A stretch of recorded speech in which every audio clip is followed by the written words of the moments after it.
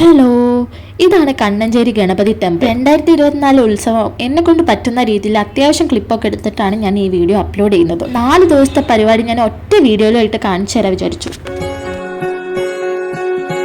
അപ്പോൾ ഇത് ആദ്യത്തെ ദിവസമാണ്.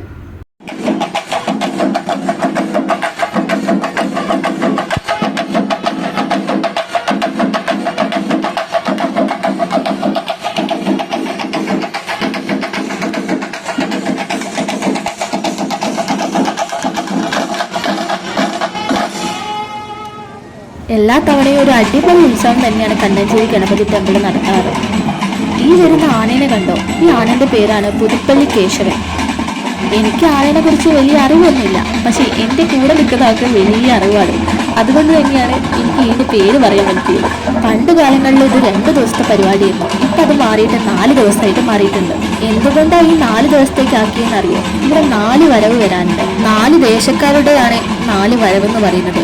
1 കിഴക്കേ തല, 2 വടക്കേ തല, 3 പൂഴിക്കുന്ന്, 4 കുന്നത്തുതൊടി. അപ്പം പണ്ട് 2 ദിവസമാണ് പറയാൻ കാരണം എന്താ വെച്ചിട്ടുണ്ടെങ്കിൽ ഈ ആദ്യത്തെ ദിവസം തന്നെ കിഴക്കേ തലയും വടക്കേ തലയുടെ വരവുണ്ടാവും. 2ാമത്തെ ദിവസം പൂഴിക്കുന്നും കുന്നത്തുതൊടിയും ചെയ്തിരിക്കും. അപ്പം അങ്ങനെ ഒരുപാട് റഷ് വേണ്ട വിചാരിച്ചിട്ടാണ് അവരിപ്പം 4 ദിവസത്തെ പരിപാടിയാക്കി മാറ്റിയത്. എന്നുവെച്ചാൽ 4 വരവ്, 4 ദേശക്കാരുടെ 4 വരവ്. ഈ ഉത്സവം വരുന്നത് മണ്ഡലമാസത്തിലേക്കും. അതിൽ 41ാമത്തെ ദിവസമായിരിക്കും മെയിനായിട്ടുള്ള ഉത്സവം ഉണ്ടാവുക. 3 ദിവസം ആന വന്നിട്ടുണ്ടായിരുന്നു, 1 ദിവസം മാത്രമേ ഇല്ല. ഈ മണ്ഡലമാസം വരിക നവംബർ പകുതി മുതൽ ഡിസംബർ പകുതി വരെയൊക്കെ ആയിരിക്കും. അപ്പോൾ 41 ദിവസത്തെ പരിപാടിയാണല്ലോ. ഈ 41 ദിവസം അവിടെ പരിപാടി ഉണ്ടാവും. അതിൽ 4ാമത്തെ എന്ന് വെച്ചാൽ ലാസ്റ്റ് 4 ദിവസമായിരിക്കും മെയിനായിട്ട് ഈ വരവും കാര്യങ്ങളൊക്കെ ഉണ്ടാവുക. എല്ലാത്ത ദിവസവും അവിടെ പരിപാടി ഉണ്ട്. എന്ന് വെച്ചാൽ സ്റ്റേജ് പ്രോഗ്രാംസും പിന്നെ ചില സ്പെഷ്യലായിട്ടുള്ള പൂജകളൊക്കെ ഉണ്ട്. അപ്പോൾ ഈ ഉത്സവം ഇഷ്ടപ്പെടുന്നവരൊന്ന് കണ്ണഞ്ചേരി ഒന്ന് വന്ന് നോക്കൂ.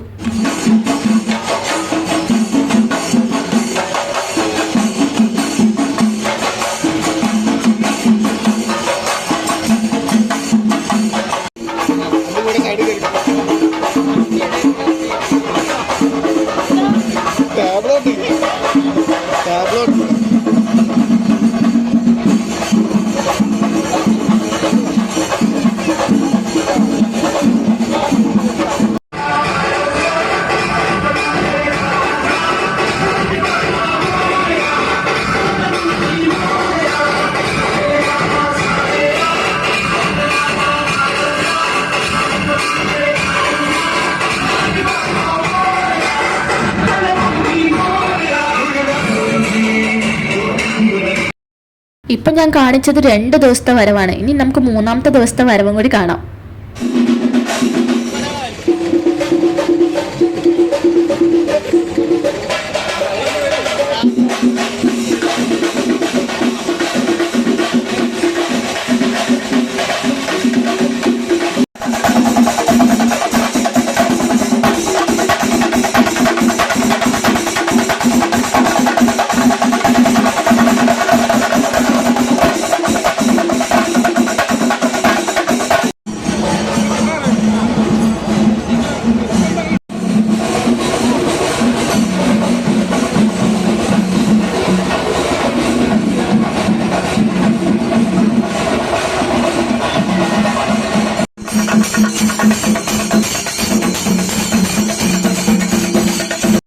ആദ്യത്തെ വരവിൽ ആന ഉണ്ടായിരുന്നു, 2ാമത്തെ വരവിൽ ആന ഇല്ല, പിന്നെ 3ഉം 4ലും ആന ഉണ്ടായിരുന്നു. അപ്പോൾ ഇപ്പോൾ കാണിക്കുന്നത് 3ാമത്തെ വരവായതുകൊണ്ട് തന്നെ ഈ ആനയുടെ പേര് ബാലുശ്ശേരി ധനജയൻ.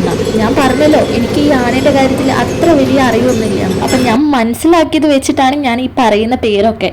അപ്പോൾ ഇതാണ് മെയിൻ ഉത്സവം.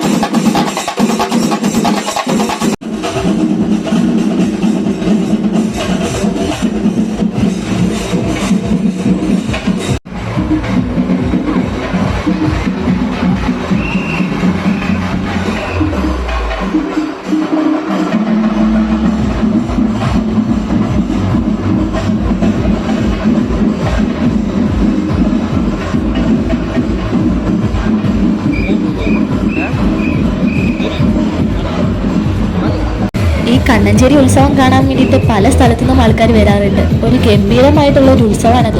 അപ്പൊ അത് ആരാ മിസ് ചെയ്യുക, പ്രത്യേകിച്ച് ഇവിടെ ഉള്ള ആൾക്കാർ. അതുകൊണ്ട് തന്നെ അവിടെ നല്ല തിരക്കും നമുക്ക് കാണാൻ സാധിക്കും. അപ്പൊ ഈ ഉത്സവത്തിന് വരാത്തവരുണ്ടെങ്കിൽ 2025 ഉത്സവം കാണാൻ എല്ലാവരും വായോ.